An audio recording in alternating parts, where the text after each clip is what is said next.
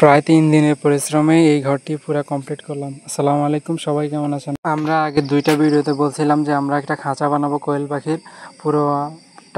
পুরোটাই ইউটিউব দেখে বানাইতেছি, তাই আমাদের একটু সময় লাগতেছে, কারণ আমরা কেউই মিস্ত্রি না।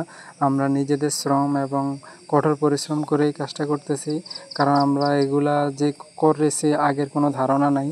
আমরা নতুন একদমই।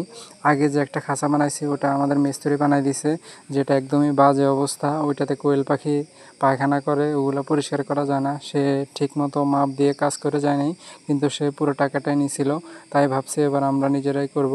তো আমি চেষ্টা করতেছি, বাকিটা আল্লাহর উপরে। ইনশাল্লাহ আমাদের 5টা খুব চেষ্টা করছিলাম, যে এখন 4টা হবে। তো আমরা যেভাবে করছি মোটামুটি কোয়েল পাখি পালন করা যাবে ইনশাল্লাহ, বাকিটা আল্লাহর উপরে। ইনশাল্লাহ এই গরমে দিয়ে কোয়েল পাখি প্রায় 350-এর মতো এই খাঁচায় পালন করা যাবে।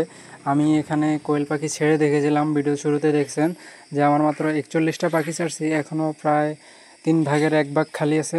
আমি আশা করছি এই খাঁচাটাতে প্রায় 80টা পাখি পালন করা যাবে। তো আমরা এই যে উপরে দিয়েছি হচ্ছে কি একটি বস্তা, যে বস্তাটা কেটে দিয়েছি। আসলে আমি এখনও এখানে পার্মানেন্টলি খাওয়ার পাত্র, পানির পাত্র দেই নাই, টেস্টিং করার জন্য দিলাম। তো কেমন হলো সবাই কমেন্ট বক্সে জানান।